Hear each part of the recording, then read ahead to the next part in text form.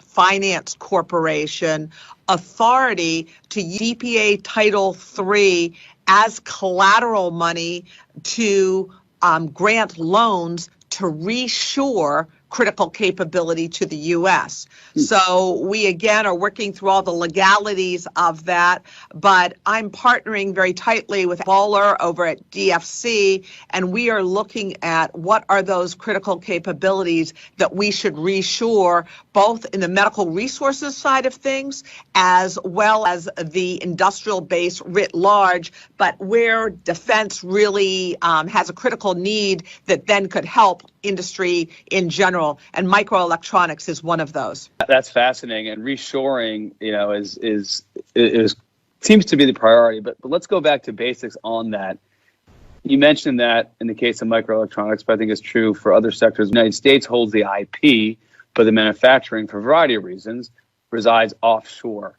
Why is it that is a danger? If we can keep the IP, what's the vulnerability of it being offshore? Is it somehow that eventually the IP migrates?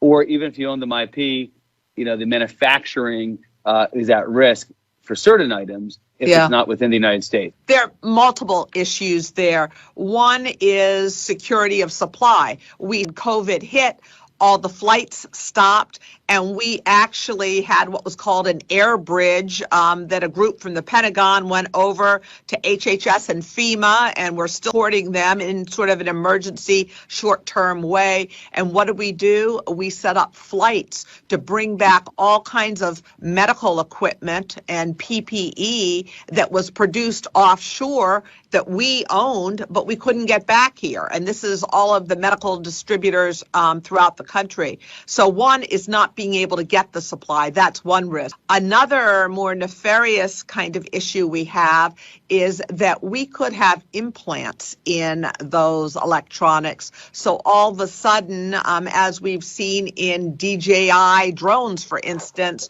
we have U.S. systems calling home China.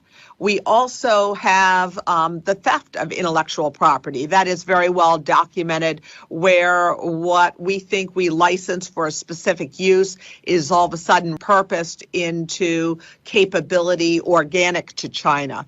Another is the fact that although we have the intellectual property surrounding design, quite often, just as important is the manufacturing know-how. And you accumulate that know-how over time through all the cycles of practicing and producing. I mean, you saw that in your business. You did a lot of international, prior to coming to the Pentagon. I imagine that's something you always kept an eye on when you did international JV, right? Absolutely. Absolutely. And finally, we lose those good jobs that we really need here in the U.S. So all kinds of risks associated with that, that we're concerned. And frankly, it's not only what is done offshore. We are growing more and more concerned about what I call adversarial capital coming in and taking advantage of these uncertain times. There are liquidity issues with critical technological kinds of systems. So you have small companies, high-tech companies that all of a sudden have a liquidity crisis. They cannot get a line of credit. They cannot get a loan. So all of a sudden, adversarial capital comes in and acquires them, and then we lose our critical intellectual property. So we are very, very vigilant about that and trying to defend against that. And in fact, proactively looking at sources of trusted capital for those very same companies. I want to get to the adversarial capital versus trusted capital in a minute, but you did mention China a couple of times in the response.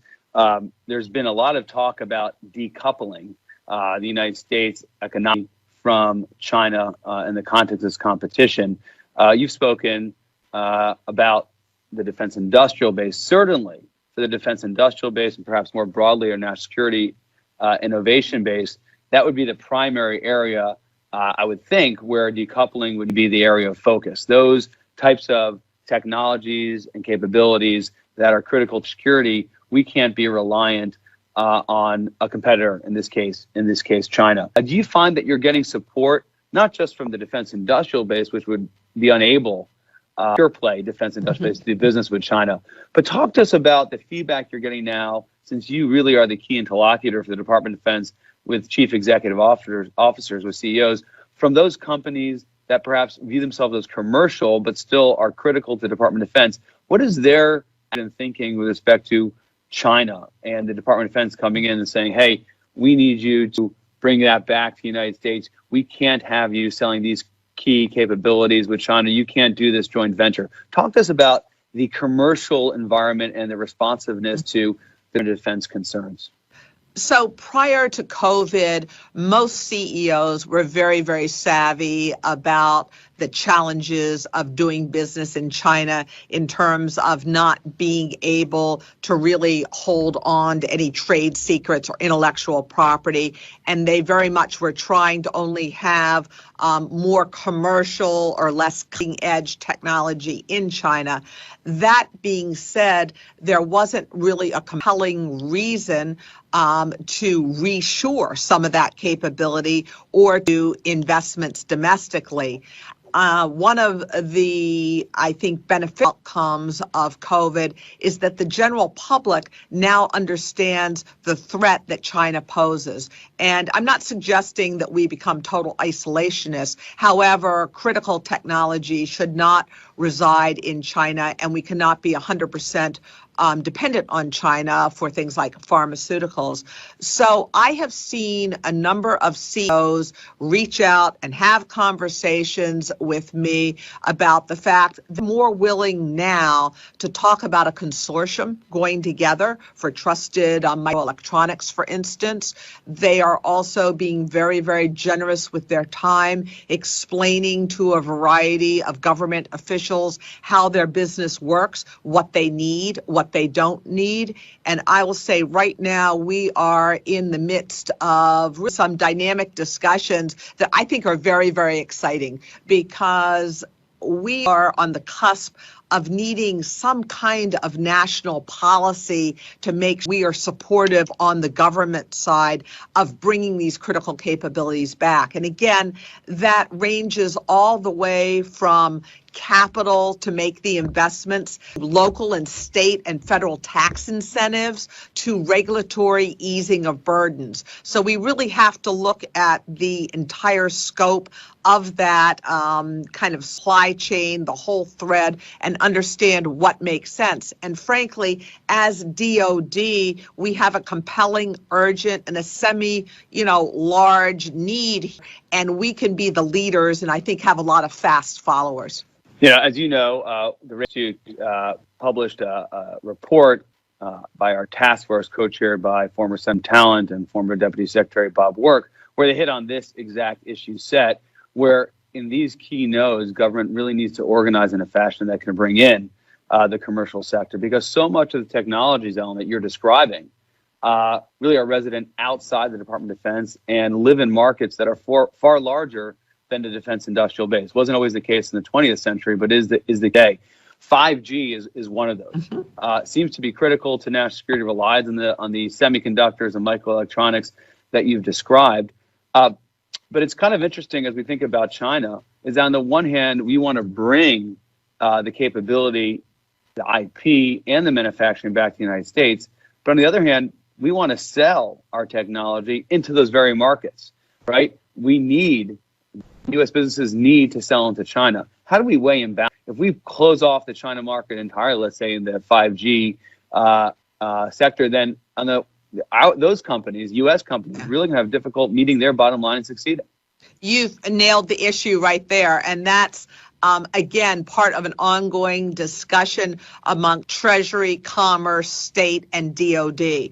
And so where are the red lines, if you will, in terms of what can be exported and imported? And we're sorting our way through that. As you well know, we've had legislation the last couple of years banning certain companies like Huawei, ZTE, and so forth from supplying first DOD and government. We have to figure it out.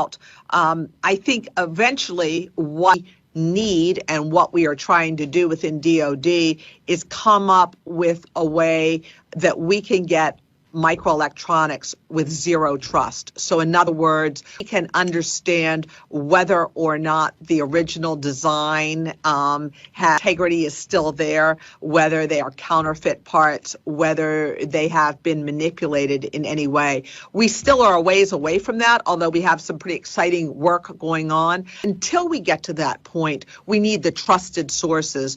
But I think, and we've got to figure out what we can sell, what we can import, and what we can't. And that's a whole of government effort. However, it's not a long-term solution. We have to get to zero trust, just like getting into networks and so forth. And it's not going to be a digital event from 0 to 1. We're going to have to crawl, walk, run. And Very that's, I think, frankly, where we can learn from commercial industry.